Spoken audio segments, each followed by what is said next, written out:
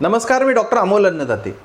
3 मे रोजी झालेल्या वैद्यकीय प्रवेशासाठी जे राष्ट्रीय पातळीवर एक राष्ट्रीय सामायिक प्रवेश परीक्षा ज्याला नीट यूजी असं म्हणतात, अशी ही परीक्षा नॅशनल टेस्टिंग एजन्सी केंद्र सरकारने रद्द झाल्याचं सांगितलं आणि अख्ख्या महाराष्ट्रातल्या सगळ्या 22 ते 25 लाख विद्यार्थी, त्यांचे पालक, त्यांचे कुटुंबीय यांना खूप मोठा मानसिक आणि आर्थिक हादरा बसलाय।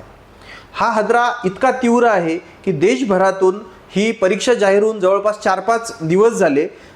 3 मुलांनी ही परीक्षा परत होणार आहे 21 तारखेला, 21 जूनला पुनर्परीक्षेची तारीखही जाहीर झाली आहे, पण देशभरातील 3 मुलांनी मानसिक धक्का बसल्यामुळे आत्महत्या केली आहे।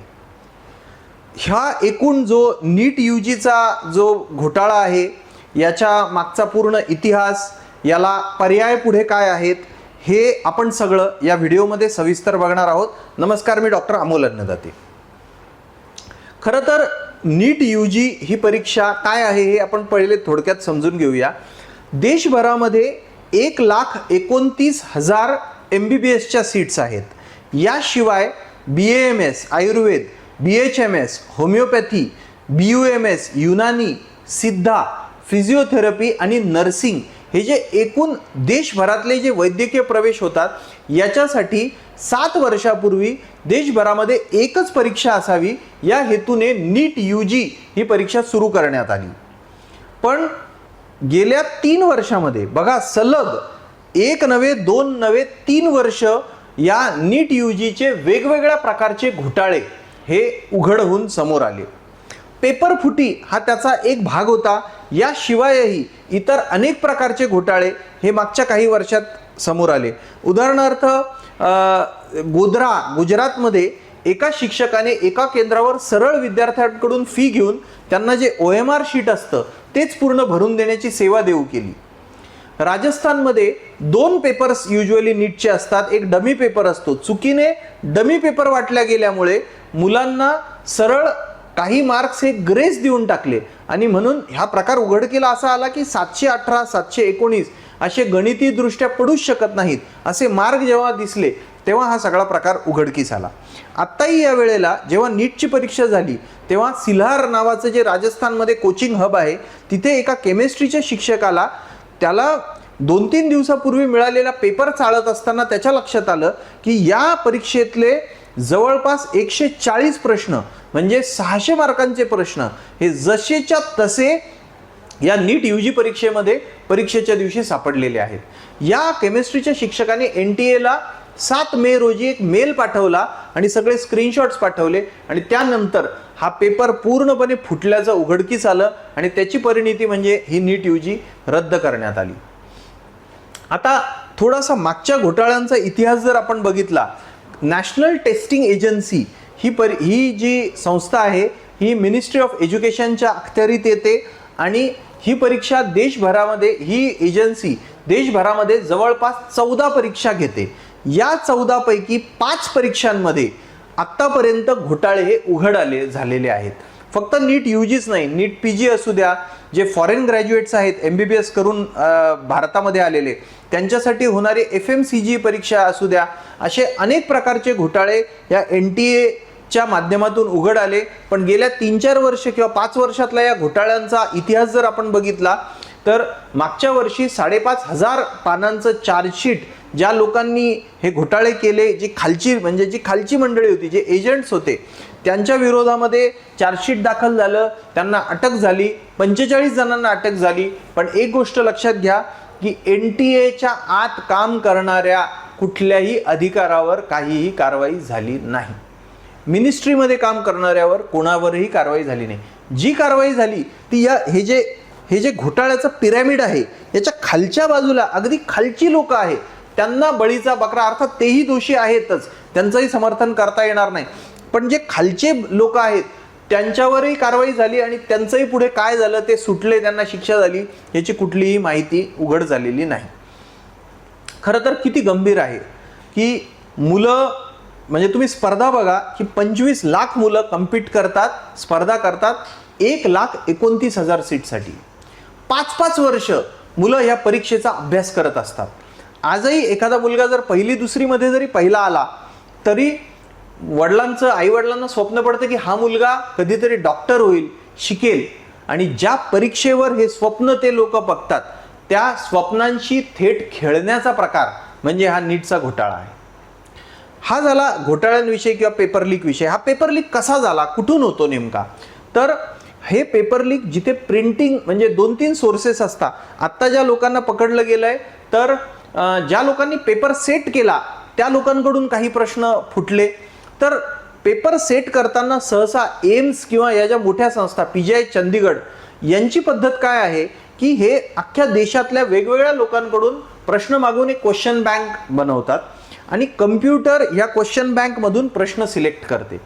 त्याच्यामुळे इतकी साधी गोष्ट आहे की ज्या ह्या वर्षी अमुक एक माणसाकडून घेतलेले प्रश्न आहे हे त्या माणसाला माहीत नाही नसायला हवं. इतकी साधी गोपनीयताही पाळण्याची अक्कल NTA कडे नाही, याचं खूपच आश्चर्य वाटतं. यावर्षी घेतलेले प्रश्न आपण पुढच्या किंवा त्याच्या पुढच्या वर्षी वापरू शकत नाही का?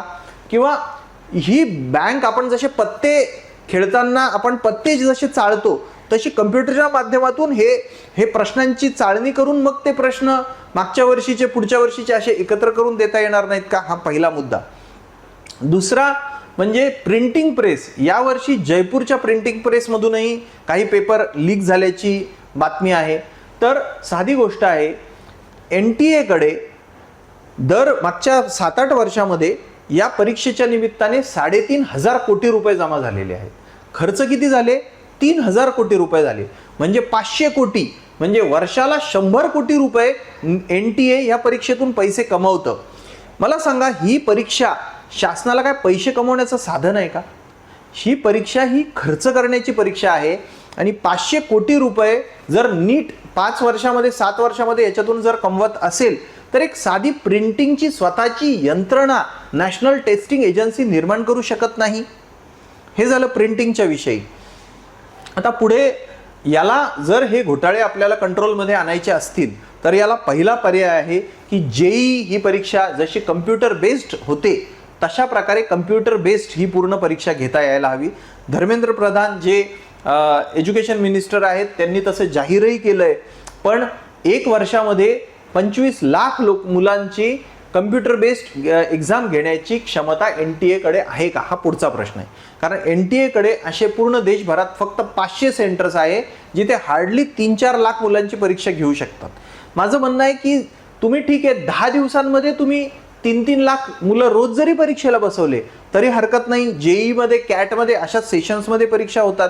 आणि याच्यावर जर 500 कोटी रुपये जर तुमच्याकडे नफा असेल तर तुम्ही या 500 कोटी रुपयाचा उपयोग करून तुम्ही कम्प्युटर बेस्ड एक्झामसाठी सेंटर तुम्ही उभारायला काहीच हरकत नाहीये. या पैशाचं तुम्ही काय करणार आहात?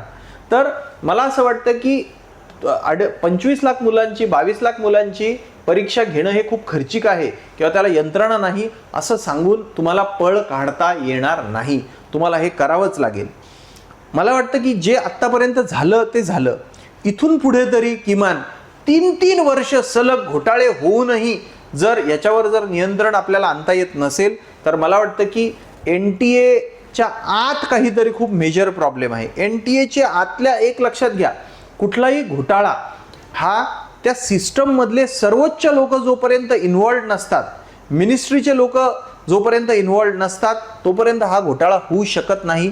म्हणून पूर्ण NTA डिझॉल्व करावी आणि एक स्वायत्त बॉडी परत नवीन निर्माण करावी आणि त्याच्या माध्यमातून या परीक्षा घेण्यात याव्या.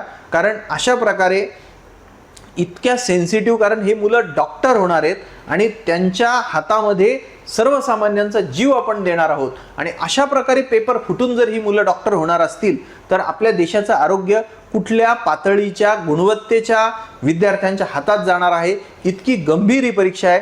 मला असं वाटतं की म्हणजे याची तुलना, ह्या परीक्षेच्या घोटाळ्याची तुलना मी 2च गोष्टींशी करेल की नोटा छापताना ज्या छापखान्यामधून जर त्या नोटा चोरी झाल्या तर ते, आणि इलेक्शन करताना ज्या EVM घोटाळ्यांबद्दल बोललं जातं ते EVM घोटाळे, याच गोष्टीची याची तुलना होऊ शकते. तर मला वाटतं की किमान 3 वर्ष केंद्र शासनाची NTA इतकी वाईट पद्धतीने लक्तरे ही वेशीवर टांगली गेली आहे, नंतर तरी केंद्र सरकारला आणि NTA ला जाग यावी आणि किमान एक तरी परीक्षा आपण भ्रष्टाचार मुक्त करून MBBSचे आणि वैद्यकीय प्रवेश हे पारदर्शकपणे होऊ शकतात हे आपण देशभराला दाखवून द्यावं आणि सर्वसामान्य लोकांचा गमावलेला विद्यार्थ्यांचा विश्वास आहे तो परत आपण 1 वर्षामध्ये मिळवावा एवढंच या निमित्ताने मला सांगावं वाटतं. धन्यवाद.